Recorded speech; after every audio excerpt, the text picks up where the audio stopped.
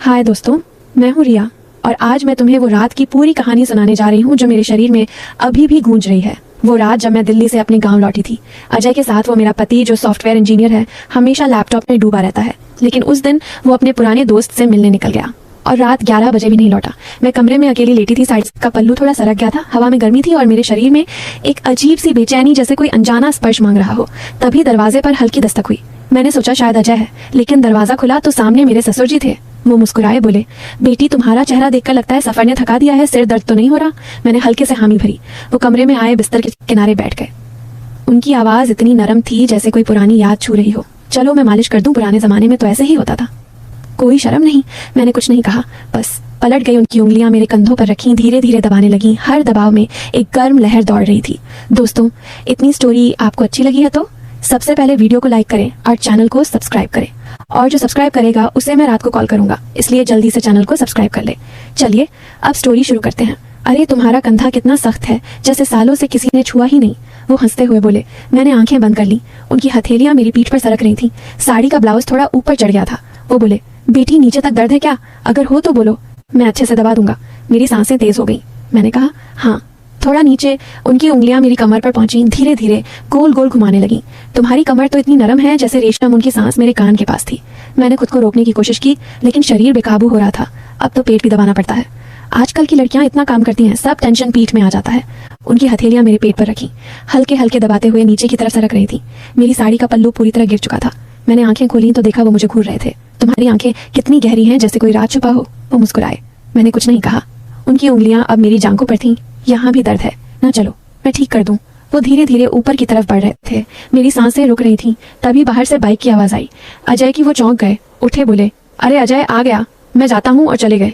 मैं वहीं लेटी रही, दिल धड़क रहा था। वो रात मेरे लिए खत्म नहीं हुई थी। अगले दिन सुबह जब मैं उठी तो ससुर जी ने मुझे चाय दी। बोले, कल रात अच्छी नींद आई? मैंने शर्माते हुए कहा, हाँ बहुत अच्छी। वो मुस्कुराए। अगर कभी फिर दर्द हो तो बुला लेना। मैंने कुछ नहीं कहा, बस दिल में एक सवाल था। क्या वो जानते थे कि मेरी बेचैनी सिर्फ दर्द की नहीं थी? क्या वो भी महसूस कर रहे थे? वो दिन बीतते गए, लेकिन हर शाम जब अजय ऑफिस से लौटता, मैं सोचती, क्या आज रात फिर वो आएंगे? क्या फिर वो मेरे कंधों पर हाथ रखेंगे? क्या फिर वो मेरी कमर को ऐसे दबाएंगे जैसे कोई गुप्त वादा हो रहा हो? मैंने खुद से कहा, रिया ये गलत है, ये तुम्हारा ससुर है। लेकिन फिर भी जब वो घर में होते, उनकी नजरें मुझ पर टिक जाती तो मेरी सांसें थम जाती। एक शाम मैं किचन में थी, साड़ी का पल्लू मेरे कंधे से सरक रहा था। वो पीछे से आए, बोले, बेटी आज फिर थक गई लगती हो। मैंने मुड़कर देखा, उनकी आंखों में वही गर्माहट थी। मैंने कहा, हाँ थोड़ी सी। वो बोले, चलो मैं मदद कर दूं, और मेरे पीछे खड़े हो गए। उनकी हथेलियां मेरे कंधों पर फिर से थीं।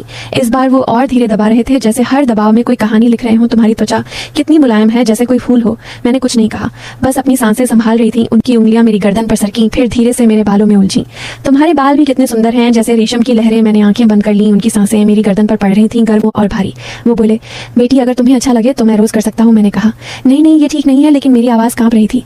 वो हंस पड़े। अरे शर्माती हो क्या? मैं तो बस मदद कर रहा हूँ।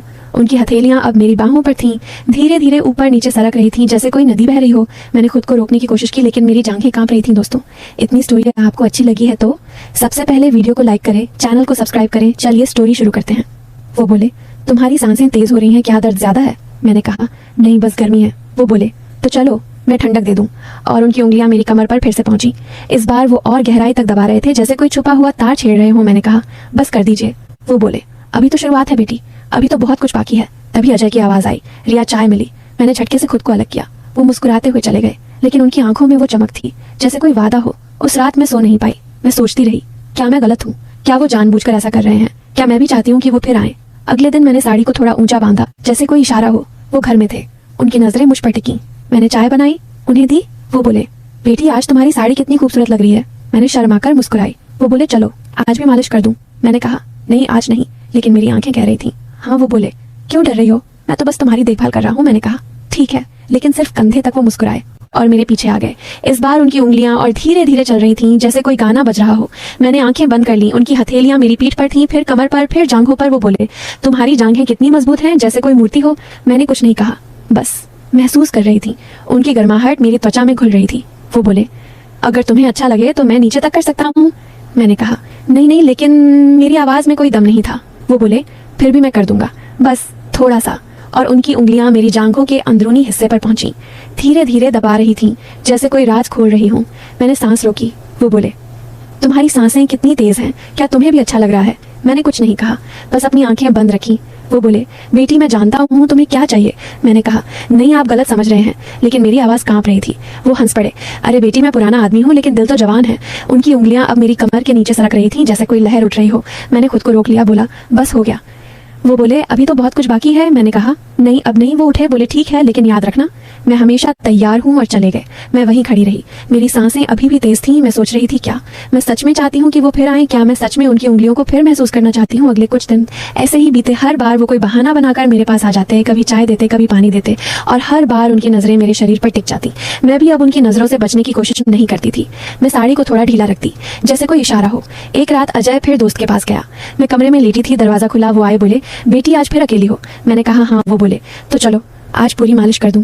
मैंने कहा, नहीं आज नहीं। लेकिन वो मेरे पास आ गए। उनकी हथेलियां मेरे कंधों पर थीं, फिर पीठ पर, फिर कमर पर, फिर जांघों पर।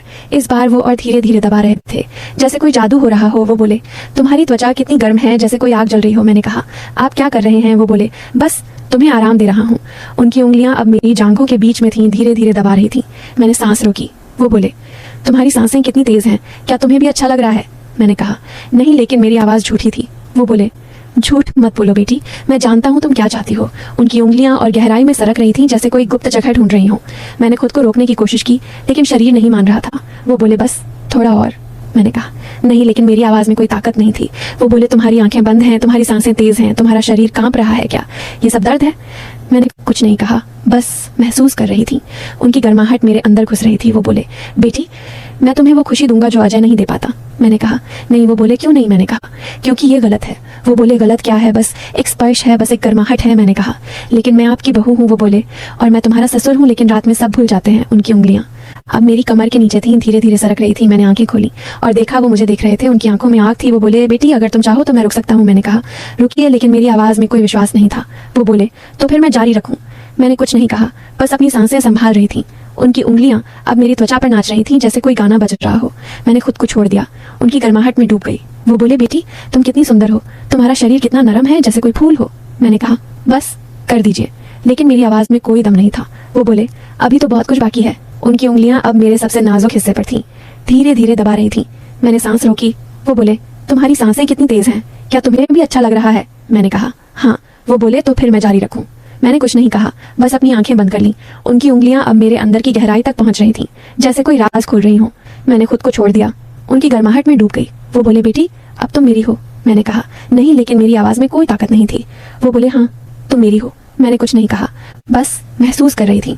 उनकी उंगलियां मेरे अंदर की हर जगह को छू रही थीं जैसे कोई जादू हो रहा हो।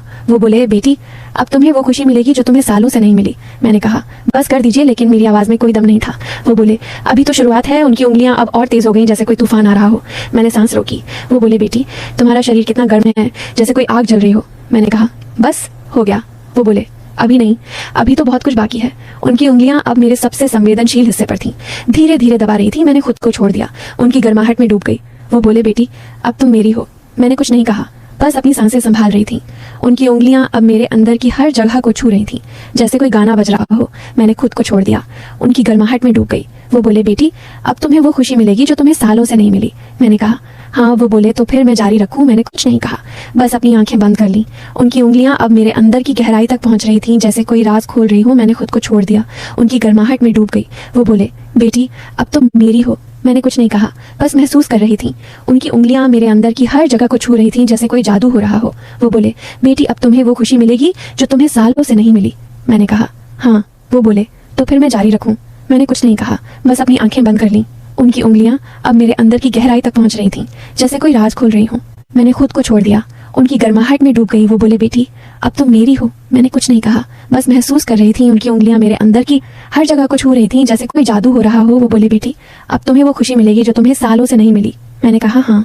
वो बोले, तो फिर मैं जारी रखूं?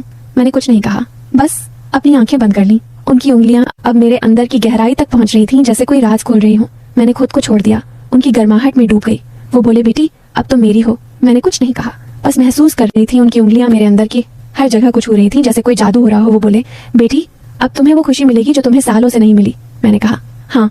वो बोले, तो फिर मैं जारी रखूं? मैंने कुछ नहीं कहा, बस अपनी आंखें बंद कर ली।